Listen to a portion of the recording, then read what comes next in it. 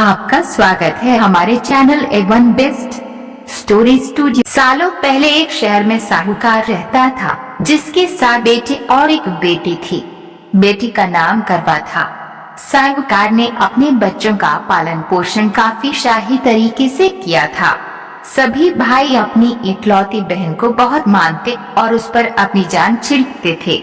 उन्होंने उसकी शादी एक अमीर साहूकार के साथ एकदम शाही तरीके से की। एक दिन करवा ससुराल से अपने मायके आई। सभी भाइयों ने उसका जोरदार स्वागत किया। उन्होंने पहले अपनी बहन को खाना खिलाया और फिर खुद खाया। इसके बाद सभी एक साथ बैठकर बचपन की यादें साझा करने लगे। इसी तरह कुछ दिन बीतते चले गए। एक दिन शाम को जब करवा के सातों भाई अपने काम से घर लौटे तो उन्होंने देखा कि उनकी बहन काफी उदास होकर बाहर बैठी थी। अपनी बहन करवा को उदास देखकर सभी भाई चिंतित हो गए। वो तुरंत उसके पास गए और उदासी का कारण पूछने लगे। इस पर करवा ने बताया कि उसने अपने पति के लिए करवा चौथ का उपवास रखा है और चांद के इंतजार में सुबह से ही भूखी प्यासी है। जैसे ही चांद निकलेगा वे उसे देखकर अपना उपवास तोड़ेगी। यह सुनकर भाइयों का भी मन उदास हो गया। वो सभी करवा के इस कष्ट को नहीं देख पाए, खासकर उसका सबसे छोटा भाई जिसे करवा से सबसे अधिक स्नेह था।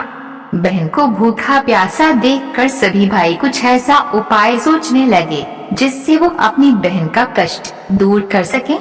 तभी उन्हें एक तरकीब सूझी। सभी भाई तुरंत एक पीपल के बड़े से पेड़ के पास पहुँचे। उनमें से सबसे छोटा भाई एक जलता हुआ दीपक लेकर उस पेड़ पर चढ़ गया और उसे एक छलनी में रखकर वहीं छोड़ दिया। इसके बाद पूरे गांव में हल्ला हो गया कि चांद निकल आया। करवा भी उस जलते दीपक को चांद समझ बैठी और जल्दी से पूजा पूरी कर अपना उपवास खत्म करने के लिए बैठ गई। जैसे ही उसने खाने का पहला निवाला उठाया उसकी नजर भोजन में पड़े बाल पर पड़ी। उसने तुरंत उस निवाले को अपने प्लेट से निकालकर दूसरी तरफ रख दिया। इसके बाद उसने दूसरा निवाला अपने मुंह में डाला। तभी उसके दांतों में एक कंकड़ा फंसा।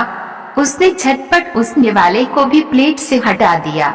इसके बाद उसने तीसरा निवाला अपने मुंह में रखा कि तभी उसे एक बुरी खबर मिली।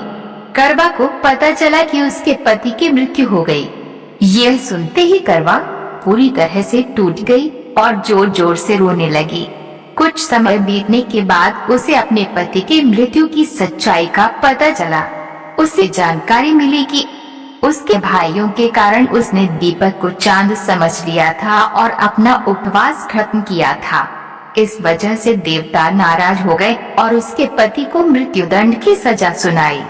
सच्चाई का पता चलने के बाद करवा ने अपने पति का अंतिम संस्कार नहीं करने का प्रण लिया। देखते देखते 1 साल बीत गए। करवा अपने पति के मृत शरीर के पास ही बैठी रही। वह रोजाना अपने पति के शव को साफ करती और वहां उगने वाली घासों को भी हटाती रहती थी। 1 साल के बाद फिर से करवा चौथ का पर्व आया। हमेशा की तरह सभी महिलाएं इस व्रत को करने के लिए एक साथ जुटी। इसमें उसकी 7 भाभी भी थीं।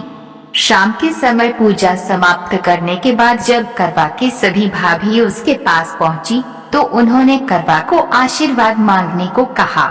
इस पर करवा ने सभी से एक एक करके अपने पति को जीवित करने का वरदान मांगा। करवा की यह मांग उसकी भाभी पूरी नहीं कर सकती थीं। उन्होंने करवा को समझाया भी लेकिन वे नहीं मानी। फिर उसकी एक भाभी ने बताया कि उसके छोटे भाई की वजह से ही ऐसा हुआ है, तो उसकी छोटी भाभी ही इस स्थिति को ठीक कर सकती है। यह सुनकर करवा अपनी छोटी भाभी के पास गई और उनके पैर पकड़कर अपने पति को जीवित करने का आशीर्वाद मांगने लगी।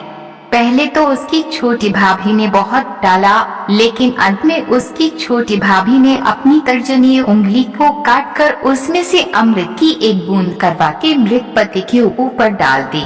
जैसे ही अमृत की बूंद उसके ऊपर गिरी वह जिंदा हो गया और जय श्री गणेश के नारे लगाने पड़े।